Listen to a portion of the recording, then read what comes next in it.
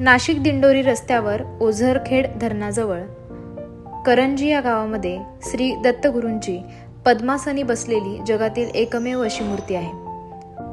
नमस्कार, मी क्रिएटिव्ह कन्या आणि आज आपण आलेलो आहोत करंजी या गावामध्ये. उभे टाकलेले दत्तगुरू तर सर्वांनीच पाहिलेत, परंतु पद्मासनी बसलेले हे दत्तगुरू पाहण्याची संधी मला मिळाली. भाग्यच समजा हवं तर. रस्त्याने जात असताना अचानक गर्दी दिसली आणि कशाची गर्दी म्हणून मीही थोडा सुगावा घेतला, तर ही होती दत्तगुरूंची यात्रा. आजूबाजूच्या गावातील सर्व लोकांनी या ठिकाणी गर्दी केली होती आणि अगदी छोटंसं गाव होईना, पण दत्तगुरूंचं हे मंदिर मात्र मनाला भुरळ घालून गेलं. विठ्ठल रखुमाईची असलेली ही मूर्ती अगदीच शोभनीय अशी होती.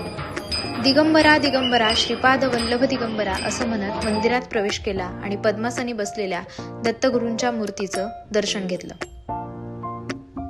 दिंडोरी किंवा वणीकडे जात असाल तर या मंदिराला अवश्य भेट द्यायलाच पाहिजे बरं का.